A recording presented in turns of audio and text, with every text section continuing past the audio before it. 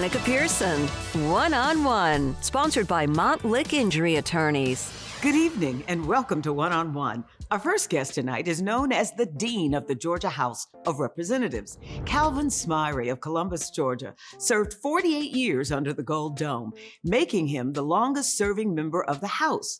Recently, the now-retired legislator was honored with the unveiling of his official portrait at the Georgia State Capitol. He is only the 7th Black person and the first from Columbus, Georgia, to be honored this way in the 249-year history of the Georgia House of Representatives. At this time, to honor a great Georgian, Calvin Smyre. Give him a round of applause.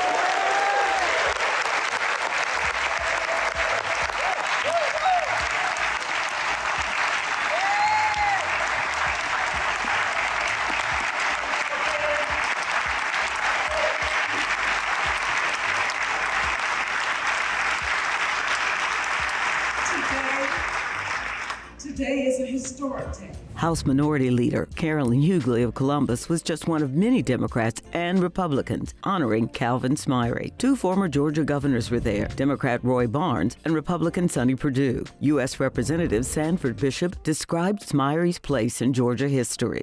He did so much. He left a tremendous legacy for the state of Georgia. His work will speak for him. Many important historical pieces of legislation.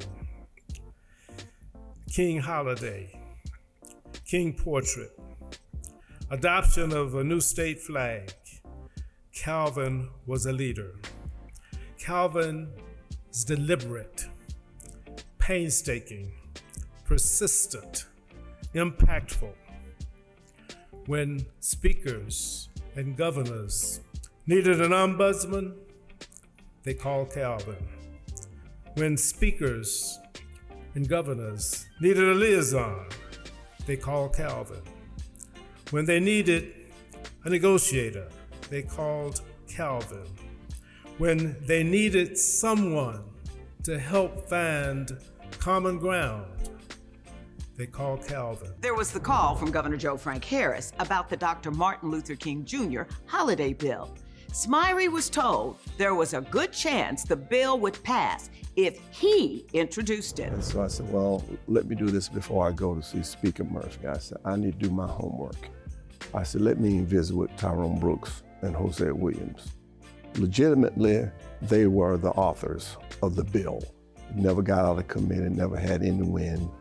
And I went to them and told them the situation. And I said, I don't want to do this without y'all's okay.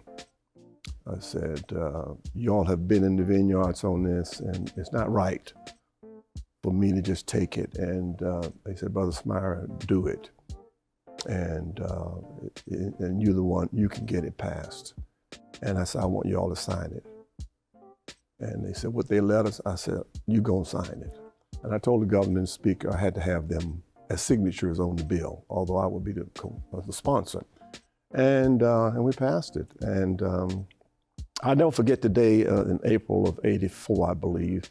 We had the ceremony there, and I had Hosea, and I have that program framed, and I had Representative Williams and Representative Brooks to speak at it. I was very, very confident, and I gave them the credit because they had set the groundworks for it to happen. Maybe 10 or 15 years had been introduced every year. And but that was one of the highlights of my career, the King holiday. There was the call from Governor Roy Barnes requiring an immediate helicopter trip from Milledgeville to Atlanta. And I walked into the governor's mansion, and Roy Barnes was sitting there with maybe 25 CEOs of Atlanta. And he said, "This is Calvin Smyre. He's the chairman of the Rules Committee, and we're going to change the Georgia state flag in the morning." I said, hold on a minute, Governor. I said, in the morning? I said, no, I gotta talk to Speaker Murphy. He said, I already called him. And he's giving me the green light to go. And I said, well, I gotta get my committee. He said, we're gonna notify them tonight.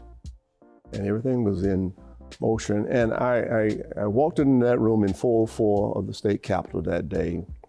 I'll never forget my Larry Walker, Tom Buck, Butch Parrish, who spoke last night, and Jimmy Skipper.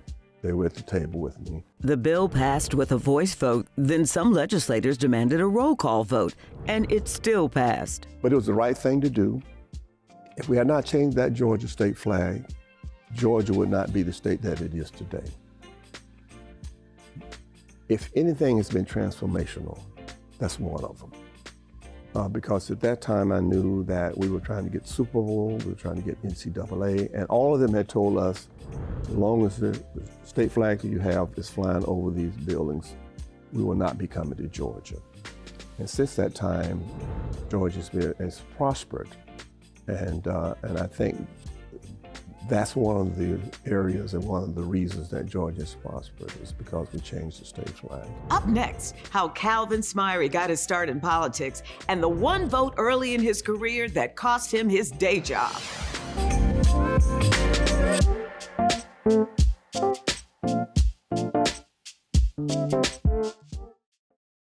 When Calvin Smyre spoke in the well of the Georgia House of Representatives at his portrait unveiling, he spoke of his family. I thank my parents, Carter Smyre Jr. and Mildred Smyre Bass, for their unconditional love and support.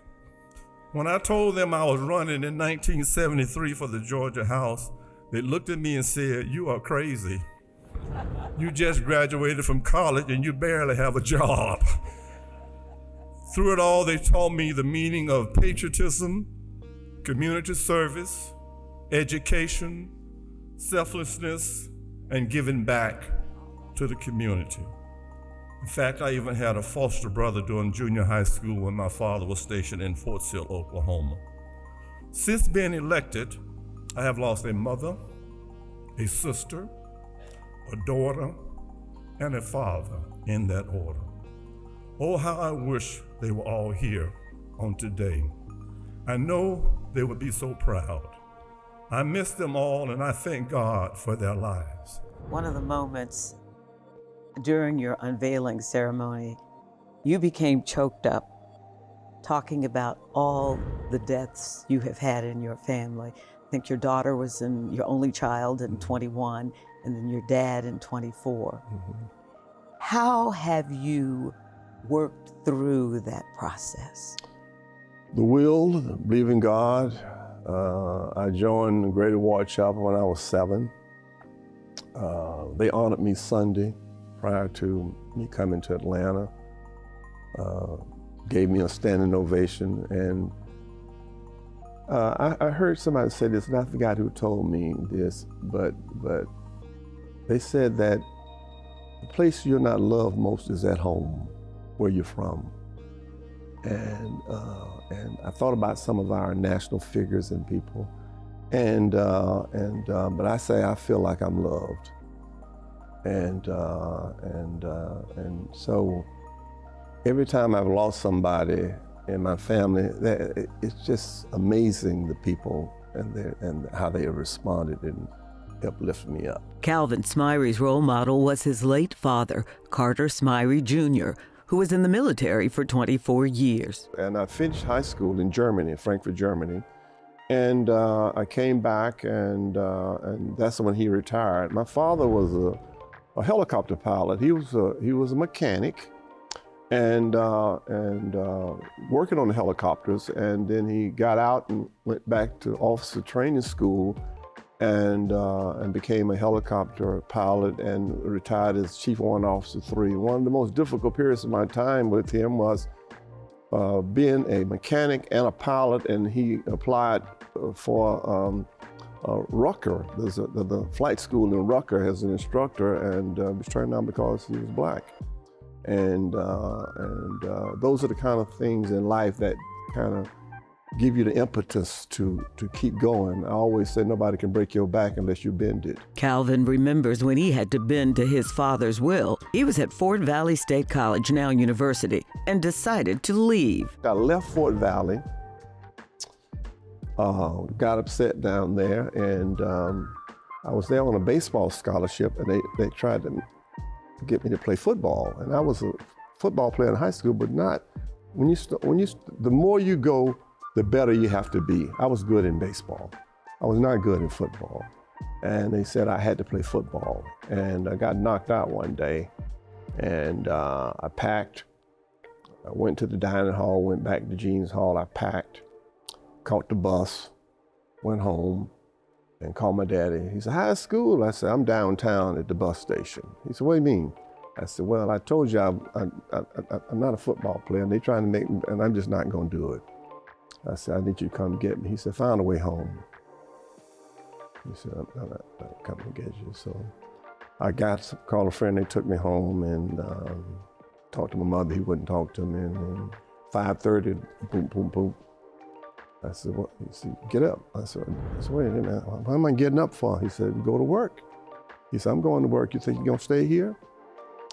So I had to get up, and I was back in Fort Valley in about 3 or 4 days. So, but that was another lesson of life. After graduation with a degree in business administration and finance, he planned to move to Atlanta because there were few jobs in Columbus.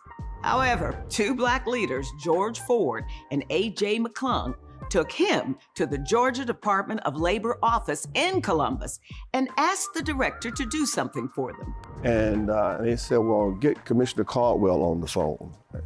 And he said, "Mr. McClung, we can't call the commissioner, but can I use your phone?" And he called Commissioner Caldwell and said, "Commissioner," he said, "Hey, AJ and George, how you doing?" I was just stunned, 22 or 23. And I said, "We got a young man here, and he needs a job, and we got some plans for him. And we can't allow him to move to Atlanta." He said, "What can I do?" I said, "He needs a job." He said, "There's a Bible in the room?" And they found the Bible, and I put my hand. He said, "Raise your right hand." He said, "Do you solemnly swear to uphold the laws of the state of Georgia, so help me God?" I said, "I do." He said, "Welcome to the Labor Department." It's a true story. Great story. That was my first job. And I went to work for the Job Corps. And the rest is history. And that would be unheard of in 2025. I said, "What about the state merit exam?" He said, "Son, you're in politics now, don't ask so many questions." He officially entered the world of politics at the age of 26 when he won his first election in 1974. When I came here in December 1974 to meet with Tom Murphy for the first time, he said, "Son," he said, "what committees do you want to be on?" I said, "Mr. Speaker, I want to be on appropriations." And he did just what you all did. He laughed. And he said, "What's your next one?" I said, "Ways and Means."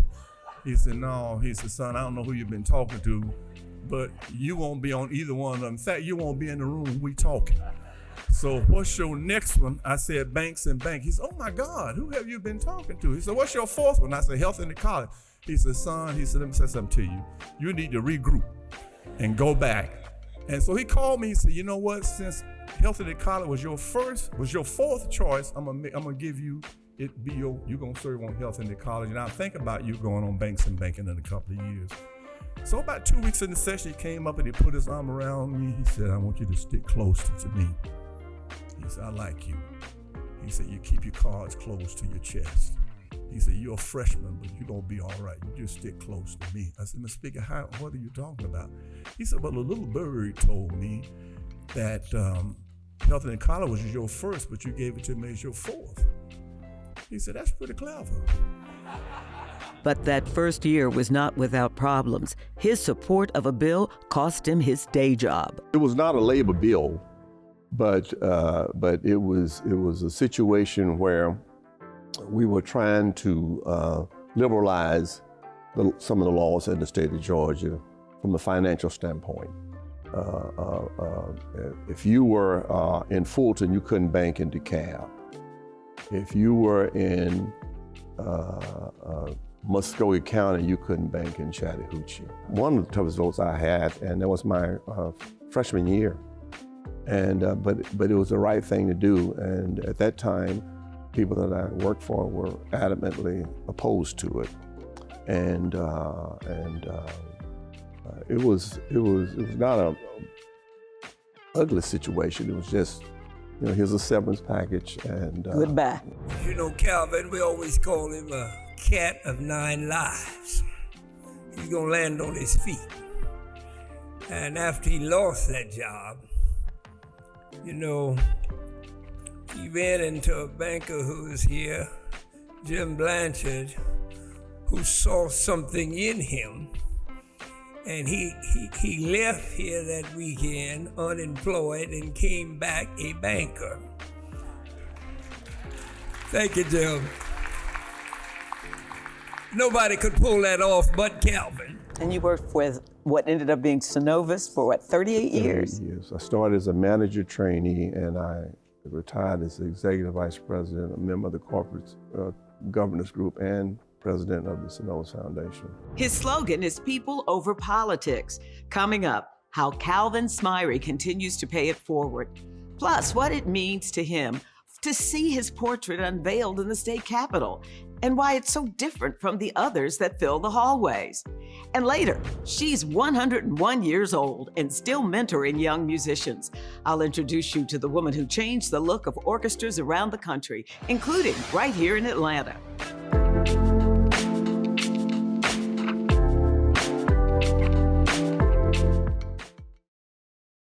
Calvin Smyre is humble despite his list of achievements.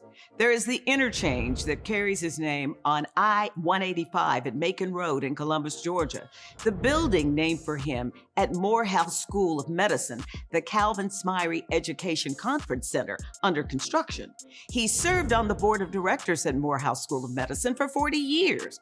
There's a building named for him at his alma mater, Fort Valley State University. He is in the Southern Intercollegiate Athletic Conference Hall of Fame. And he has a list of firsts on his resume, including being the first African-American to be the floor leader in the Georgia House, first African-American to chair the state Democratic Party, and the first African-American elected official from Georgia to serve on the Democratic National Committee, thanks in part to the advice Hosea Williams gave him, a lesson Williams learned from watching baseball through a fence knothole. He would go to the fence and look at it through a knothole, when he said, because they couldn't go to the ball games back in that time. And he said, one thing about looking at a ball game through a knothole, you can see the players, but you can't see the managers. And that's who run the ball game. And he said, if you want to get in politics, get on the inside. For me, he was not just a friend, not just a colleague, but a special mentor who was able to help me understand how a majority leader worked, Chuck, and how we should represent our party, but also represent working with the other party and representing what's the best about Georgia. Thank you for that, my friend. You know, for 48 years, it's a long time. 48 years, Representative Calvin Smyre served his district, his people, his constituents. But much more than that, he served this entire state. And we're grateful. With the unwavering commitment and dedication and integrity.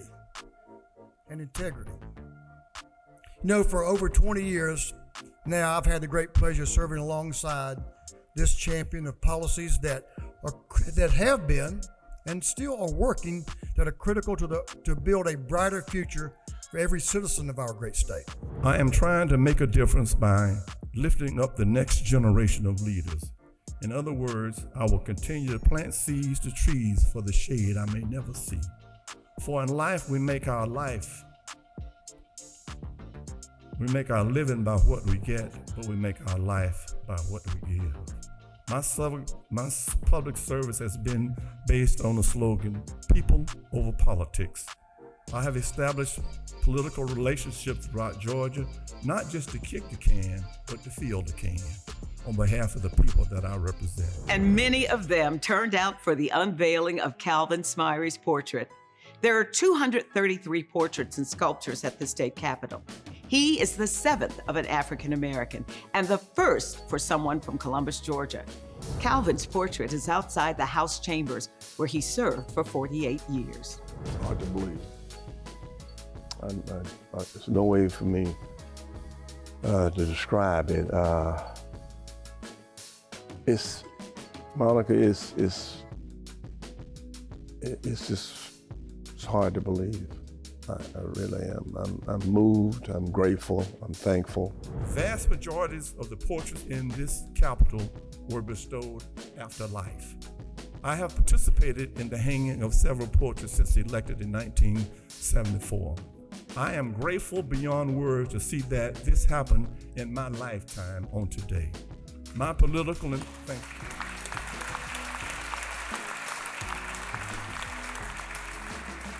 My political and public service have been a roller coaster ride for me. Sometimes lonely, sometimes frightening, but yet exciting. But what a way to end the ride. Having your portrait unveiling ceremony. Truly a blessing. Truly, truly a blessing, and I am very, very thankful. God bless this house, and God bless the state of Georgia. Calvin Smyre resigned from the Georgia House of Representatives in 2022 after being nominated by President Joe Biden as the U.S. ambassador to the Dominican Republic and then to the Bahamas. But he was never confirmed by the U.S. Senate. He did serve in 2023 as a U.S. representative to the 78th session of the United Nations General Assembly. She's a trailblazer who set out on a mission to change the look of the Atlanta Symphony. When we return, how Azira Hill did just that without ever taking the stage to perform.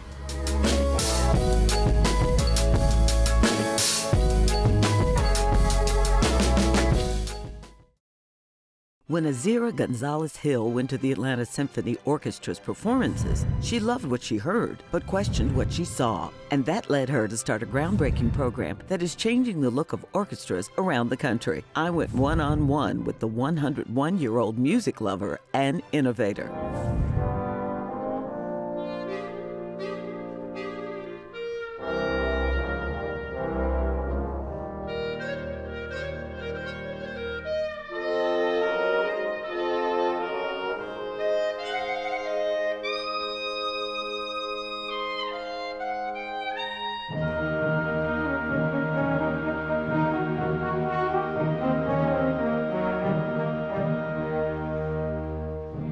Music to the ears, but jarring to her eyes. That's how Azira Hill, the volunteer, saw the Atlanta Symphony Youth Orchestra in 1993. It was founded almost 20 years earlier, but it never had a Black or Hispanic student in the orchestra. And the Atlanta Symphony Orchestra had no Black musicians either. I volunteer as the usher, and because to save money. Because you can get free tickets, but they will listen to the performance without having to pay. And so, that was the story. I was getting familiar with it. And I just kept, observing where are the brown people. And I just asked questions. And, the answers came. Well, the Blacks don't know anything but, popular music, not interested in performance. And I say, oh, that's not true. They are composers. They are people, talented, and there are many smart people. Everybody's not stupid. She became a member of the Atlanta Symphony Associates and then the Atlanta Symphony Board of Directors, where she refused to be a token or silent. And I asked questions. And I asked, what am I here for? Because, at that time, we were not very sociable. You could come to a place and sit next to a person of another hue, and person will get up and go someplace else or don't speak to you. And there were things like that. But as you know, my husband was involved in so many things in the city, so I had the opportunity to attend and be invited to many things. She used those encounters to continue questioning the makeup of the Atlanta Symphony Youth Orchestra. Why is it that, ever have 40, 50 children and no Blacks? Well, they're just not interested, they are not smart enough, or they don't have the facility to learn. They have to have an audition, and they can't pass the audition. oh, I think, it was like a light, That's one thing we can do. Why don't we teach them? That'd be a good, nice little project. So that was the beginning. Mrs. Hill found a friend in Mary Gramling, who was the audience development chair for the Symphony. The two enlisted other supporters, and in 1994, 10 students were selected from 100 applicants for the inaugural talent development program. Its goal is simple, to quote, identify, mentor, and develop middle and high school Atlanta musicians of African American and Latin heritage for careers as professional classical musicians, end quote. The students receive instruments, private lessons with an ASO musician, chances to perform, and financial aid for summer programs. Nearly 100 Black and Latin students have gone through the program and successfully graduated from prestigious music schools. Joshua Williams is one of them.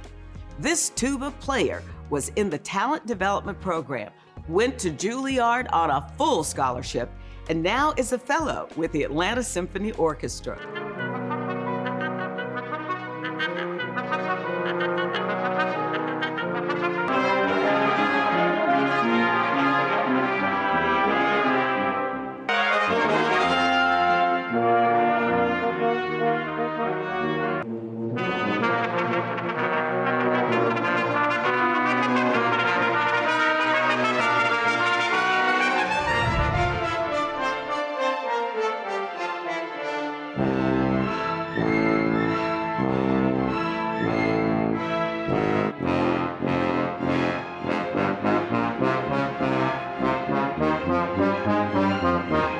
When I play music, I feel alive. I feel like myself.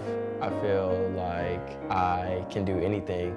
And I don't know, if I could be the only one to play music in the world, I don't think I would. It's just so collaborative. I did want to be a pilot when I was younger, but after going to band class and having so much fun just playing music, I just knew that that's what I really wanted to do. Around the end of middle school, when I auditioned for Atlanta Symphony Orchestra's talent development program, that's when it really kind of went into high gear for me. I know for me personally, without the talent development program, I definitely wouldn't be where I am today. I'd be doing something else like engineering or something, and I definitely would not have had a chance to get into Juilliard. When One-on-One continues, Mrs. Hill's Coming to America story and how she developed her love of music. And later, meet the singer late Congressman John Lewis called his songbird.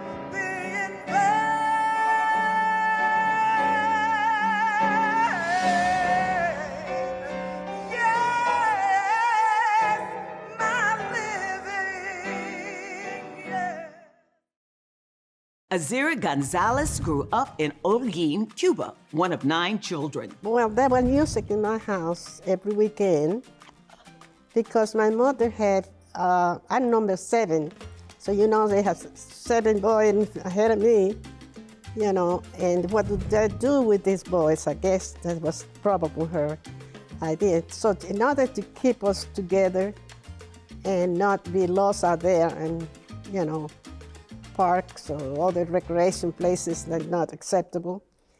So she make us gather on the weekend. Saturday or Sunday, everybody would come and bring an instrument. And so that's you learn. And my father always was interested in South American composers because they are great composers. They are not all European. So you were to know poetry as well.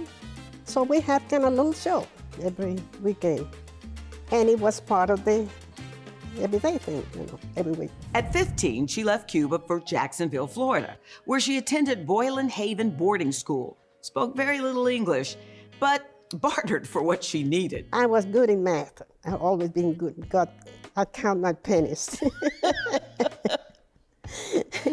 And so from there, I make deals because I could read, let's say, history, social studies, something like that. That was difficult for me to read those big books and all that.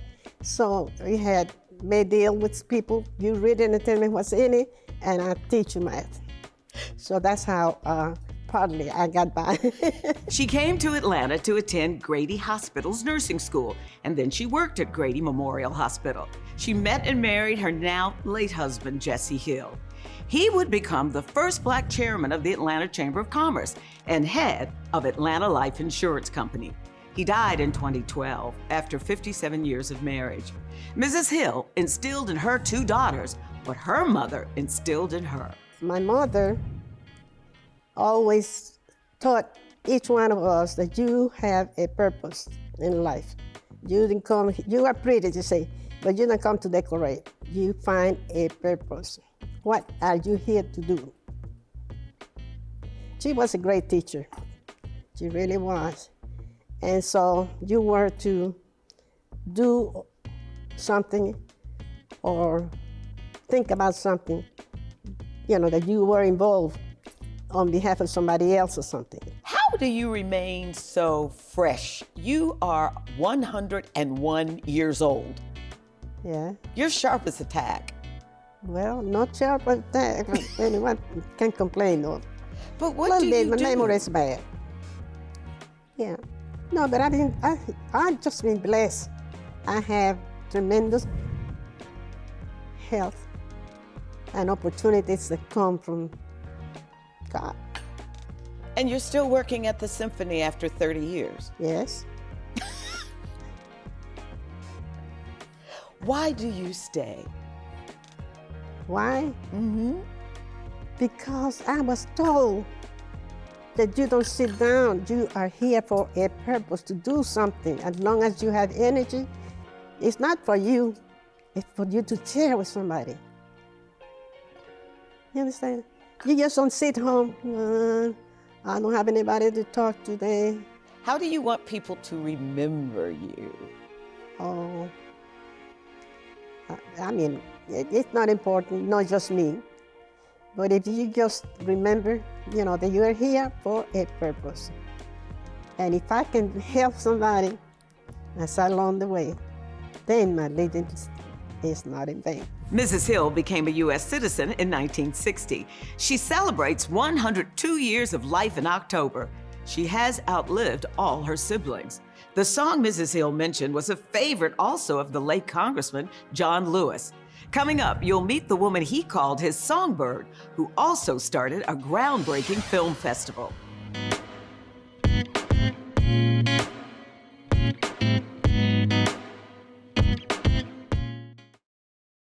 The late Congressman John Lewis called her Songbird.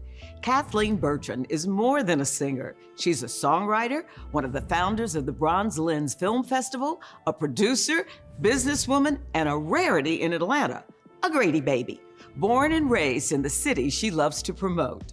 Kathleen Jackson Bertrand is Atlanta to the core. Born at Grady Hospital, attended the first Catholic school in Atlanta, Our Lady of Lourdes, graduated from Grady High School, now Midtown, and graduated from Spelman College, where she didn't major in music, even though she's been singing since she was 11. Let's start with, I really majored in math. That was my first major. I thought I loved it until I hit calculus. And then I decided I didn't like it so much. So I decided to do English because I was already in a communications kind of mindset. I actually interned at WSB TV as a high school senior. And I went back for 2 additional years after that, in between my years at Spelman. And so I was comfortable in the world of communications and talking to people, PR, marketing. I wanted to do those things. Music, I felt, was something I could always do. I had a contract with Capitol Records that I could have pursued, and the industry wasn't what I wanted it to be for me. My producer was actually, the producer that they had picked for me was from Atlanta. And the music that the producer wanted me to sing was not me. And I was young, but I knew what was me and what wasn't me. He wanted me to be more in a blues kind of setting, and I wanted something that was more Dionne Warwick, Burt Bacharach, Hal David, or jazz. I would have been happy in any of those modes of music, but that wasn't what was offered to me, so I just really didn't pursue the contract. And because I didn't pursue the contract, I needed to develop my other skills. My mother always said, well, you got the music part. What else can you do?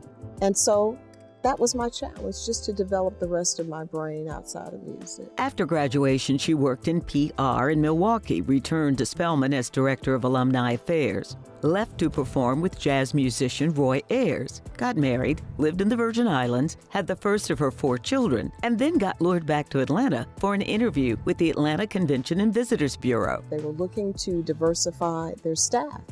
And so I had an interview with the president and CEO, and went back to the Virgin Islands, and I got a call that I had been hired. It wasn't the job that I interviewed for, it was something else, and that was as the account executive. But that turned out to be just the very best decision, because I got to know the organization well, I got to know the members, and really started to use the skills that I had, communication, etc., in just building who I was within the company. I got a promotion 4 years later. The department that I entered, I became manager of the department. And 3 years after that, I became a vice president in the company. And a few years after that, I became senior vice president. So I really grew at the Convention and Visitors Bureau. And I'm so grateful for the experience of being able to talk about this place that I love called Atlanta. I love this city, and to have a job, and that's what I get to do, talk to visitors or talk to meeting planners or tour managers about the greatness of Atlanta, or Atlanta, whichever way you want to say it. Along the way, she created the Atlanta Heritage Guide, the Hospitality Industry Professionals, and the Diversity in the Hospitality Industry Summit. That's what many of them knew, or someone that cooked for the restaurants. And so to me, to be able to bring to them the joy of meeting an African-American general manager, or the general manager of the Georgia Dome, for heaven's sakes, or the many businesses that were in the industry that had African-Americans at the head of those businesses, it was, it went to my heart, because I wanted them to see what they could be. You know, I wanted them to see that there's so many possibilities in this. So HIP, the organization that you referred to, was the same thing. I wanted the young people that had just gotten in the industry to come to meetings and see directors of sales, and see the chef, and see the general managers of facilities and hotels, and let us share our knowledge with you so that you know how to be, how to move. And it was also good for networking, because a lot of the jobs in the industry at the time was really me saying, Monica, you know there's a sales position open at where I'm working now. And so we wanted people to be in the room together, to have that opportunity to network and talk to each other. So that's how HIP was formed. Another Kathleen creation, the Bronze Lens Film Festival. It started as an idea in 2008 from then Convention Bureau CEO William Pate. Kathleen and her friend Cheryl Riley Gripper and Deidre McDonald ran with the idea. The festival premiered in 2010 with 23 films. Last year, there were 140 films from around the world. And now, Bronze Lens is an Oscar-qualifying festival. That happened to us in 2016. And at the time, the Academy was certainly looking to diversify and add more people. And it gave us an opportunity to bring forth the amazing films that we have. So the way that this works, we are an Oscar qualifying festival for the short film. So the winner at Bronze Lens in our short film category gets an opportunity to apply to the Oscars. There is a process, but you can't just say, I have a great film and I want to send it to the Oscars. You cannot do that. There has to be a process, and one of those is to go through an Oscar qualifying film festival. We had one film in our second year of being an Oscar qualifying festival that made it to their top 10 shortlist. And so that was exciting for us. That was very exciting for us. And so we continue to have excellent excellent films that are at Bronze Lens. Kathleen produces and performs during Women's History Month, Sisters in Song. It's a salute to great women jazz singers. She's performed the national anthem for Atlanta's sports teams, sang for 2 presidents, and at 3 Olympic Games. She also sang at the funerals of civil rights leaders Reverend Dr. Joseph Lowry and Congressman John Lewis, who called her his songbird.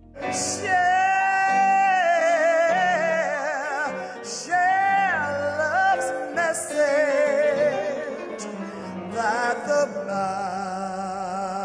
master taught, then my living shall not be in vain. And so I just try to be in a moment of, I need to give them what they felt that I could bring to this moment. And so that means compartmentalizing and putting my feelings aside just for a moment, let it all come out through the music, because if I get broken up about it, I can't give them the message that they wanted to hear today. So that's how I make it. Kathleen is also a songwriter. Her friend, the late Thomas Dortch of Atlanta, asked her to sing at his installation as the chairman of 100 Black Men of America. In 2 days, she wrote a song, including the organization's motto. Well, my good friend, Thomas Dortch, was being installed as chair.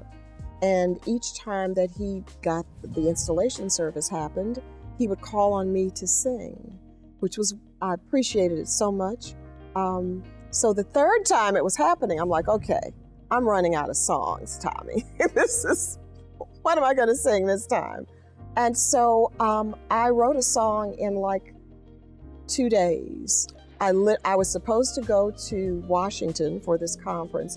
Let's say maybe it was that Thursday or Friday. It's gonna be at the National Press Club for the installation. And on Monday, I'm like, I still don't have a song. But on my way home in traffic, the words just started coming to me and the melody started coming to me.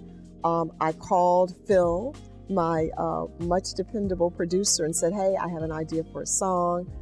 Do you have time that we could just lay it down, get the track down, and record it? And just worked out that he did have time. And so he created the track. And I said, Phil, that's absolutely beautiful. He says, yeah, well, we can come back and work on it. When do you need it? Thursday? No, you didn't. I did. So Tuesday, we went in and I sang to the track and recorded just so that I knew that the track was correct. And then I took the track with me to Washington and sang it live for the very first time at Tommy's installation. And, he loved it. They can be what they can see. They can be teachers, lawyers, mentors just like you. What they see is what they'll be. So as you live your life, remember youth are following you. And may your footsteps lead them to a path that's true. You know that song could be, the title could be what you've done with Bronze Lens. Yeah. I guess, I don't reflect back on me so much in that way. I've just tried to inspire. This was a new direction that was God-given. It certainly was not of my choosing, between William Pate suggesting it and having a great team of people to work with. We've just been able to continue the work to make it happen. Kathleen Bertrand, a woman who hopes people can see in her what they can be. Thank you for joining me, and I hope to see you next Sunday at 6, right here on Peachtree TV. You can also watch Monica Pearson one-on-one anytime by subscribing to Peachtree TV on YouTube. Good night.